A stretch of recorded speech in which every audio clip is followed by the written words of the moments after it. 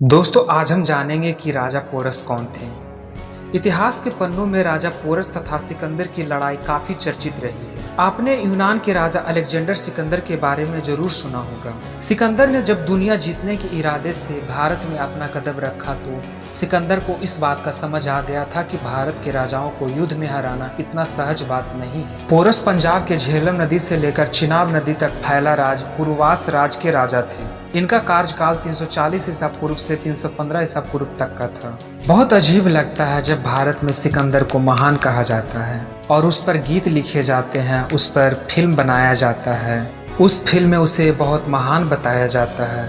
और एक कहावत भी है जो बहुत प्रचलित है, जो जीता वही सिकंदर। वहीं दूसरी ओर देखें तो महान राजा पोरस के बारे में बहुत कम लोग जानते हैं। यह कहानी लगभग 2000 वर्ष पुरानी है।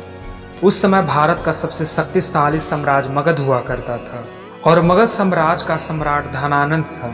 ग्रीस इतिहासकारों के पन्नों में अलेक्जेंडर सिकंदर को एक महान विजेता के रूप में बताया गया। वहीं दूसरी ओर देखें तो ईरानी और चीनी इतिहासकारों का नजरिया बिल्कुल अलग है। इतिहास के पन्नों में लिखा गया है कि सिकंदर ने पोरस को हरा दिया था। यदि सचमुच में अलेक्जेंडर सिकंदर ने पोरस को हरा दिया होता तो मगध तक पहुंच जाता वो और भारत का इतिहास कुछ अलग होता, क्योंकि उस समय मगध साम्राज्य में चक्रवर्ती सम्राट चंद्रगुप्त मौर्य का आगमन होने वाला था। लेकिन इतिहास लिखने वाले यूनानियों ने सिकंदर को हार को पोरस की हार में बदल दिया था।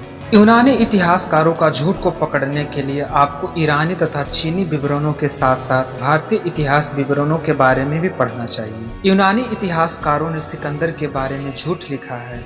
ऐसा करके उन्होंने अपने महान योद्धा और देश का सम्मान को बचा लिया और दुनिया भर में सिकंदर को महान बना दिया। दोस्तों आप जरूर जानना चाहोगे कि आखिरकार सिकंदर तथा पोरस के बीच में युद्ध कैसे हुआ था, युद्ध में कौन जीता।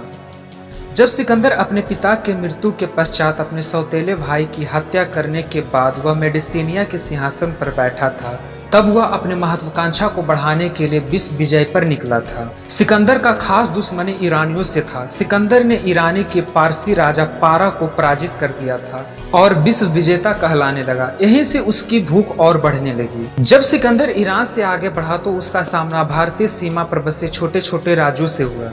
अपेक्षाकृत छोटे राज्यों जैसे कि कुनात, स्वात, पेशावर, मत्स्य राज के वीरों की सेना ने सिकंदर की सेना को भयानक टक्कर दी।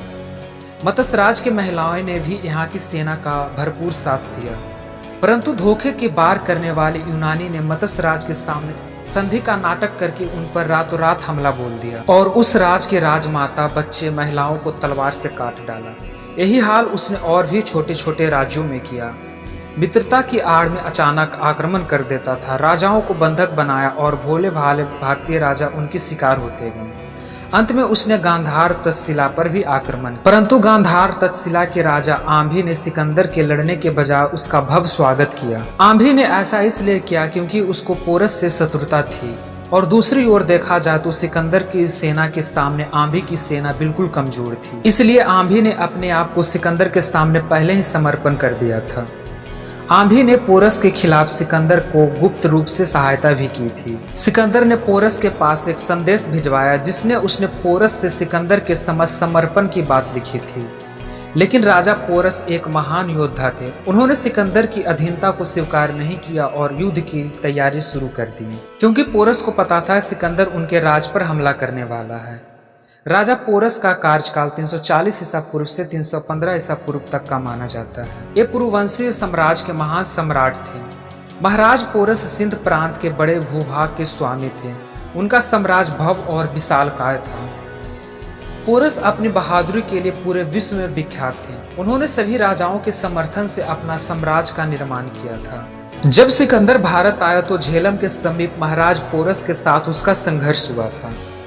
पोरस के खुखरानों की ओर से भरपूर समर्थन मिला। महाराज पोरस खुखरानों की जाति के थे, इसकी वजह से खुखरानों उनको अपना मुख्य नेता मानता था। सिकंदर को सिंध और झेलम पार किए बगैर पोरस के राज में पैर रखना बहुत मुश्किल था। महाराज पोरस अपने क्षेत्र की प्राकृतिक स्थिति, भूगोल और झेलम नदी की प्रकृति से अच्छी तरह से वाकिफ थे। पोरस ने यह पता लगाने की कोशिश नहीं की थी कि यूनानी सेना की शक्ति का रहस्य क्या है, क्योंकि यूनानी सेना का मुख्य बल घोड़े पर सवार फुर्तीले तीरंदाज थे तथा जासूस के बल पर सिकंदर सारा युद्ध जीतता था। सिकंदर और पोरस के बीच के युद्ध को बैटल ऑफ द हार्डपस कहा जाता है। यह युद्ध 326 ईसा पूर्व में लड़ा गया था। सिकंदर की सेना में 50,000 पैदल सैनिक, 7,000 घुड़सवार था। तो दूसरी ओर देखा जाए तो महाराज पोरस के पास 20,000 पैदल सैनिक, 4,000 घुड़सवार, 4,000 रथ तथा 130 हाथी था। इतिहासकार मानते हैं कि पोरस को अपनी वीरता और हाथी सेना पर पूर्ण विश्वास था, लेकिन उन्होंने सिकंदर को झेलम नदी पार करने से नहीं रोका और यही उनकी सबसे बड़ी भूल थी। लेकिन यह बात भी सच है, सिकंदर झेलम नदी पार करने के बाद बुरी तरह से फंस गया था, क्योंकि नदी पार करने के बाद तुरंत नदी में बाढ़ आ गई थी। राजा पोरस के शत्रु लालची आंधी की सेना को लेकर सिकंदर ने झेलम नदी पार किया था।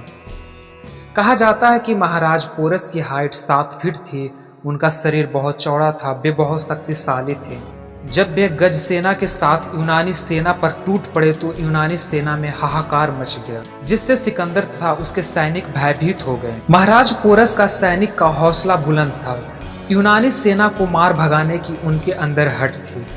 पोरस की सेना के पास शक्तिशाली गज सेना के अलावा कुछ अनोखा हथियार भी था, जैसे कि 7 फुट्टा भाला, जिससे एक बार से कई सैनिकों को मूर्छित किया जा सकता था। इस युद्ध के पहले दिन सिकंदर की सेना को जमकर टक्कर मिली।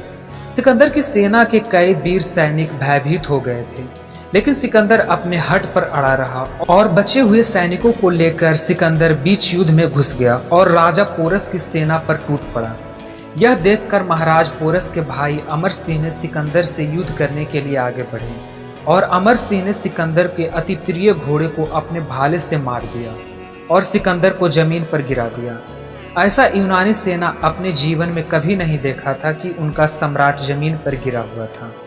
यह देखकर यूनानी सेना और भी हताश हो गया। सिकंदर जब जमीन पर गिरा तो उसके सामने राजा पोरस तलवार लिए खड़े थे। सिकंदर की सेना सोच रही थी कि सिकंदर अब कुछ पल का मेहमान है, लेकिन महाराज पोरस ने उसे नहीं मारा, क्योंकि क्षत्रिय धर्म में किसी निहत्थे को नहीं मारा जाता है और यही बात पोरस के लिए भारी पड़ गई।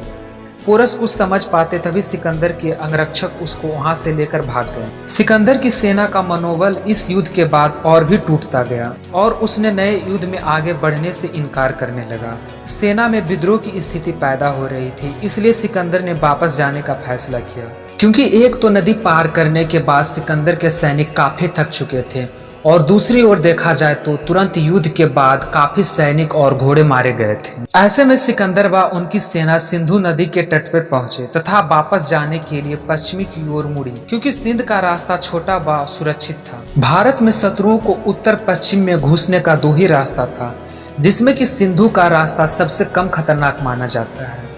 उस वक्त तो सिकंदर अपनी जीत की वजह से भारत में घुस गया, जहां उसकी पलटन को भारी भरकम क्षति पहुंची। यूनानी सेनापति को अब समझ आ गया था कि अगर युद्ध और भी चला तो यूनानी सेना पूरी तरह से मारे जाएंगे। सिकंदर जिस रास्ते से भाग रहा था वहां जाट निवास करते थे, जिससे सिकंदर की सेना का सामना जाट के वीरों से हुआ। जाट के वीरों ने भी सिकंदर की सेना को अच्छी तरह से कूटा और अधिकतम यूनानी सेना का सफाया कर दिया। एक जाट ने सिकंदर को बर्छा फेंक कर मारा, जिससे सिकंदर घायल हो गया और वहीं पर गिर गया, परंतु अपनी जान बचाकर भागने में वह सफल रहा और वह गांधार में जाकर रुक गया, जिसके बाद वह गंभीर रूप से बीमार पड़ गया और वह बेबीलोन, जो कि वर्तमान में इराक में है, वहां उसकी मृत्यु हो जाती है। कुछ इतिहासकारों का मानना है कि सिकंदर का मौत प्राकृतिक कारणों से हुआ था, जबकि कुछ का मानना है कि सिकंदर को गुप्त तरीके से हत्या कर दी गई थी। सिकंदर की जब मृत्यु होने वाला था तो उसने दुनिया को कुछ संदेश दिया था। सिकंदर की पहली इच्छा थी कि उसका इलाज करने वाले हकीम उसके ताबूत को खींच कर ले जाएं, ताकि दुनिया को पता चल जाए कि एक दिन मरना सबको जरूरी है। उसकी दूसरी इच्छा थी कि उसके द्वारा जमा किए गए सोना, चांदी, बहुमूल्य पत्थर उसको रास्ते में बिछा दिया जाए, और उसकी तीसरी इच्छा थी कि जब उसका ताबूत ले जाया जाए तो उसके दोनों हाथ बाहर निकाल दिए जाए ताबूत के, ताकि दुनिया को पता चल जाए कि इस दुनिया से कोई कुछ नहीं ले जा सकता, वो खाली हाथ आया हो और खाली हाथ ही उसे जाना होगा। दोस्तों, अगर हमारे द्वारा दी गई जानकारी अगर आपको अच्छी लगी हो तो हमारे चैनल को सब्सक्राइब करें, शेयर करें और कमेंट करें।